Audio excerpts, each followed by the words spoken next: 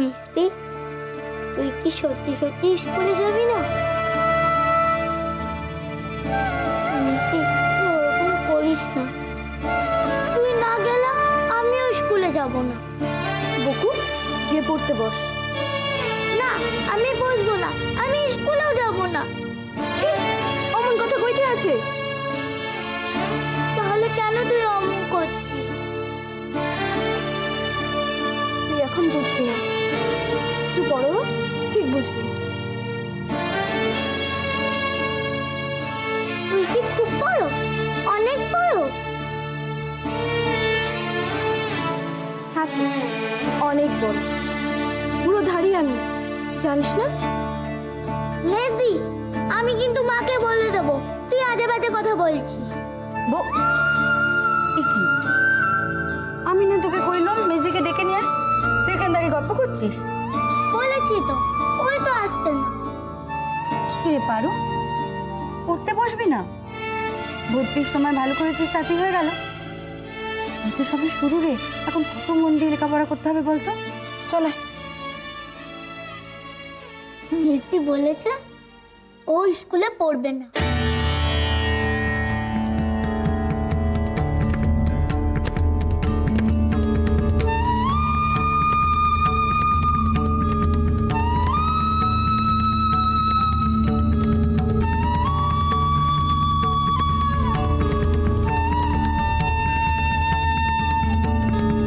পড়বি না?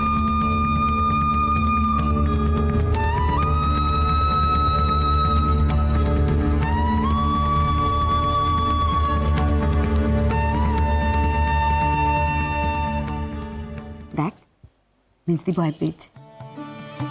কি রে পারু, এদিকে আয়, আয়। দেখি তো, কি রে, তুই স্কুল যেতে ভয় পাচ্ছিস? পাগল মেয়ে, কিসের ভয়? ক্লাসে ভর্তি হয়েছে তাই জন্য ভয়? তোর কিচ্ছু ভয় নেই, আমি জানি ঠিক সব পারবি না কেন? আমি আছি না? দেখ, আমি ভাবছি আবার তোর সঙ্গে লেখাপড়া করবো, যেটা তুই পারবি না আমি তোকে দেখিয়ে দেবো। আর তুই তুই তো ক্লাসে পড়া আমাকে শেখাবি। কি রে পারু, যাবো না ও কথা মুখে আনিস না। পারু, এই যে তোদের মায়ের জীবনের স্বপ্ন, সারা জন্মের স্বপ্ন, তোরা স্কুলে যাবি, উঁচু ক্লাসে উঠবি, second class, first class, entrance, college পার হবি।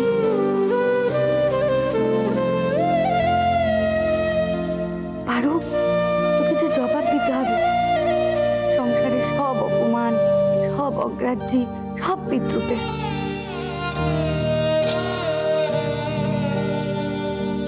তুই তোর বিদ্যে দিয়ে, বুদ্ধি দিয়ে সকলকে চুপ করিয়ে দিবি, দেখিস তখন আর কেউ তোকে ছোট করার সাহস পাবে না। সংসারে সবাই তোদের মান্য করবে। রোজগারি, অপমান, উপহাস সব দেখবি তখন অনেক দূরে চলে গেছে।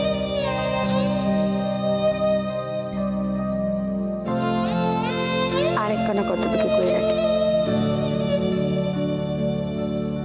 তোর দিদিকে করেছিল, সে রাখেনি। তোর দাদা, মেজদা কেউ রাখেনি,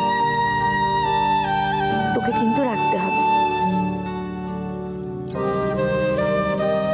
তুই যেদিন কলেজ পাশ করবি সেদিন তুই আমায় নিয়ে যাবি এই সংসারের চৌকাঠ পেরিয়ে এই মানুষটার কাছে।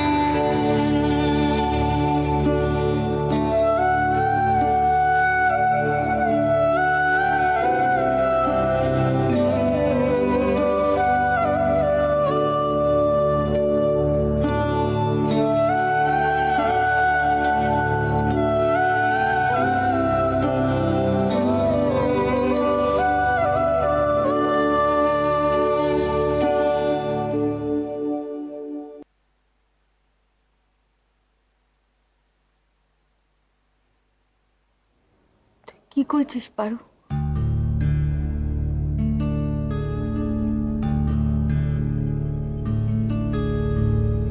কি হয়েছে তোর? আমার কিছু হয়নি মা। ও পারো, এদিকে তাকা। কেউ কিছু কয়েছে তোকে? দাদারা, বাবা? আমাকে বল। আমি স্কুলে যাব না মা। কেন যাবি না? আমাকে আমাকে বুঝিয়ে বল, কেন যাবি না? তোর তোর রাগ হচ্ছে, তাই না? সেই তো, ঠিকই তো, রাগ তো হবারই কথা। তোর দাদারা যা করেছে, কিন্তু কেউ কিছু বলেনি মা, কেউ কিচ্ছু বলেনি। দোহাই মা তোমার, এই নিয়ে তুমি কারোর সঙ্গে লড়াই করতে চেও না। রাগ নয় মা, আমার কারোর ওপর রাগ হয়নি। আমার ভালো লাগছে না।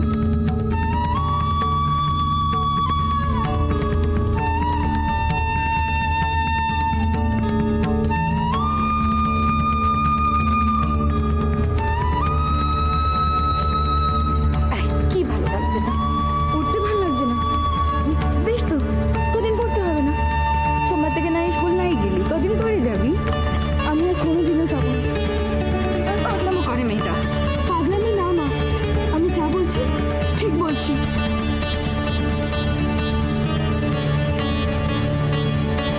কি করছিস তুই? কেন এমন করছিস পারো? এমন করে না, এমন কথা কয় না। সবার এত আপত্তি, এত চিৎকার, তোমার এত ঝগড়া, এত লড়াই, সবার এত উপহাস, এত কিছু করে আমি কিছু পেতে চাই না মা, কিচ্ছু না। পাগল না, ওভাবে ভাবতে নেই। মা, তুমি বকুকে স্কুলে ভর্তি করো। আমার জন্য ও বেচারা শুধু শুধু সেও যাবে, পারো তুইও যাবি, তুইও স্কুলে যাবি। পারো, তোর মায়ের যে কতদিনের স্বপ্ন তোরা দুজনে লেখাপড়া শিখবি। এ তো তুমি ছাড়া আর কেউ চায় না মা। নাই যাক, নাই যাক পারু, তোর মায়ের যাওয়াটুকু, সেটুকু তোর কাছে এত ছোট।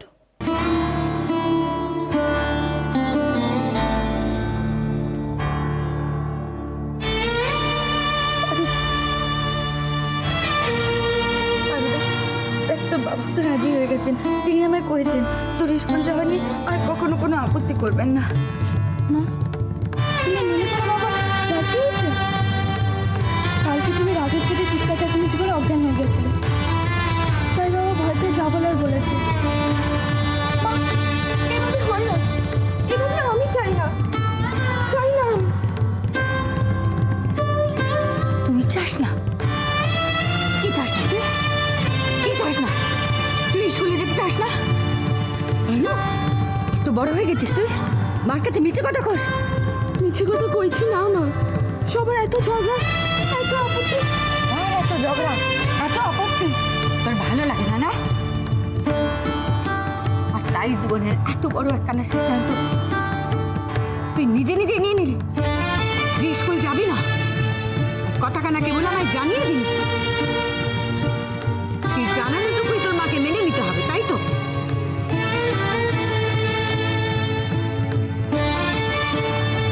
তুই অনেক বড় হয়ে গেছিস, আবার অপমান তোর গায়ে লেগেছে, তাই তুই ঠিক করে ফেললি তুই স্কুল যাবি না।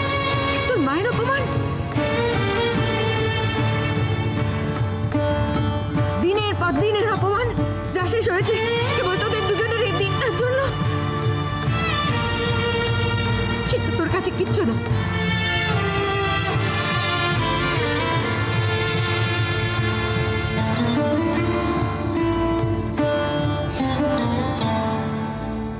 পারে পাগলামো করে না, সবার জীবনে সুযোগ আসে না পারো। দেখ তোর জীবনে এসেছে, তুই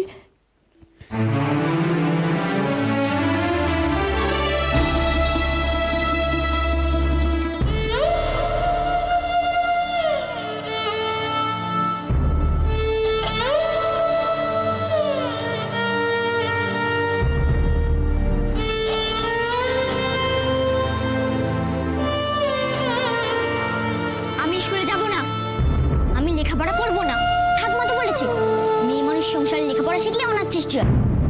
আমি স্কুলে ভর্তি হব না, হব না, হব না।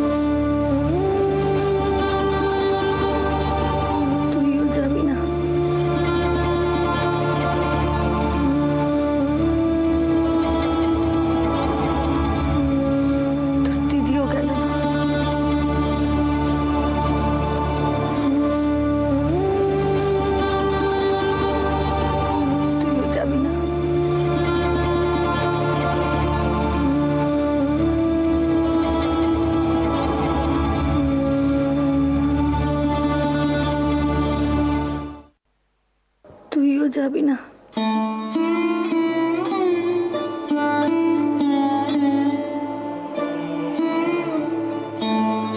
দিদিও গেল না, তুইও যাবি না? তুমি আমার ভুল বুঝো না মা।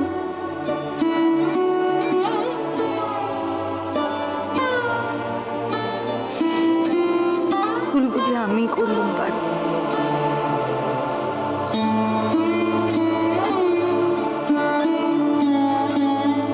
তোর মায়ের কাছে যে তার স্কুলখানা বড় প্রাণীর ছিল, প্রত্যেকটা রাত সে বেরোবার অপেক্ষা থাকতো পরের দিন স্কুলে যাবে বলে। আমি চেয়েছিলাম তোরাও যেন সে ভাগ্য থেকে বঞ্চিত না হোস।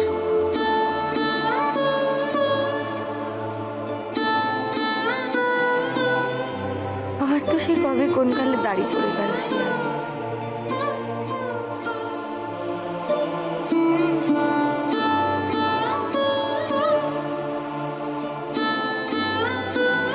চেষ্টা করেছিলাম তোদের দিদিকে মনের মতো করে মানুষ করতে, লেখাপড়া শিখিয়ে। তো সে তেমনটা চাইল না।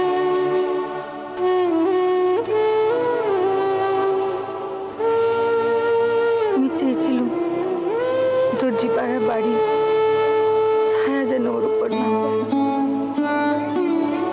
সে চাইলো সেই ছায়াতেই বড়। আমি চুপ করে গেলাম।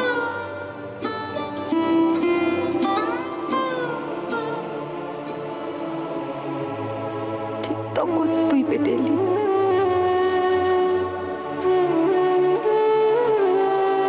প্রত্যেকদিন প্রাণ পরে ঠাকুরকে বলেছি, ঠাকুর আমি আবার মেয়ে দাও, আমি আর একটিবার চেষ্টা করে দেখি, চাপাকে পারিনি তাকে পারবো।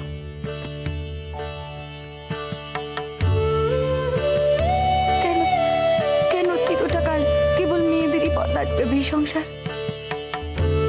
আমি আমার মেয়েদের জন্য সে পথ খুলে দেবো।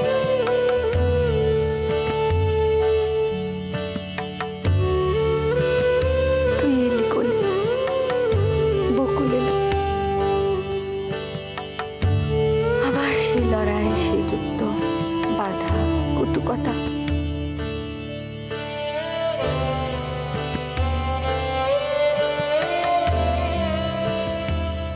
তাও পারো। সেই সব কিছু পেরিয়ে আজ তোর মা পেরেছিল। এই যে বাইরের বিরাট জগৎটা, সেখানে যাওয়ার দরজার খিলটুকু, আগুলটুকু খুলে দিতে পেরেছিল আজ তোর মা। এগিয়ে যাবার পালা তোদের। তোদের মা অনেক যুদ্ধ, অনেক লড়াই করে আজ এইটুকু পেরেছিল পারো। তোদের নিজেদের অধিকারের প্রথম ধাপটুকুতে তোদের পৌঁছে।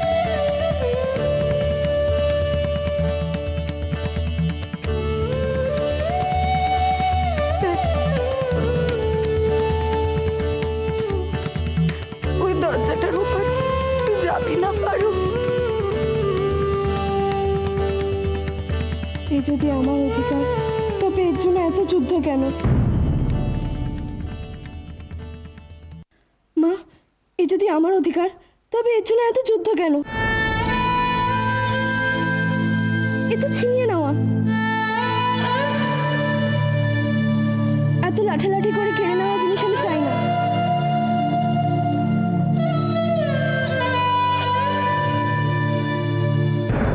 বাবা আজ মেনে নিয়েছে হয়তো, কিন্তু দাদারা এখনো মানেনি। মা, ভেঙ্গি ধাড়ি মেয়ের স্কুলে যাবার অশান্তি এ বাড়িতে শেষ হবার নয় মা।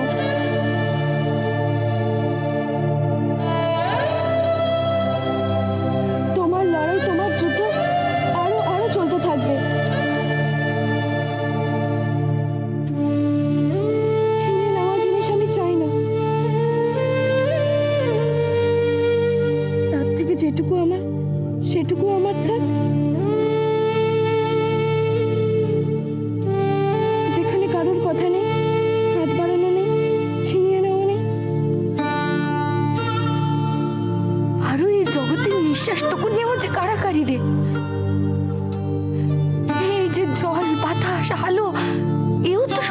নাই, সবই কাড়াকাড়ি। সেও তো কাড়াকাড়ি, বল। সেই কাড়াকাড়ি এমন প্রাণান্তকর হলে আমি তাও ছেড়ে দেবো মা।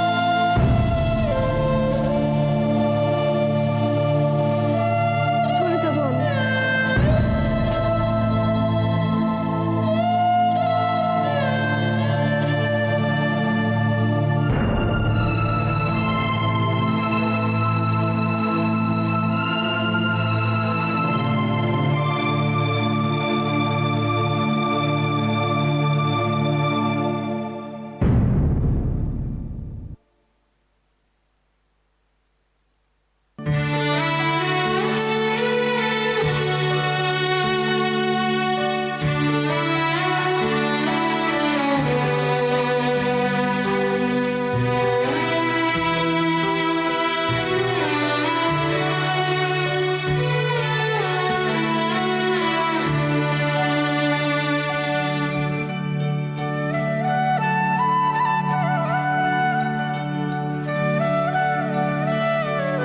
মিষ্টি, তুই ওরকম করছিস কেন রে?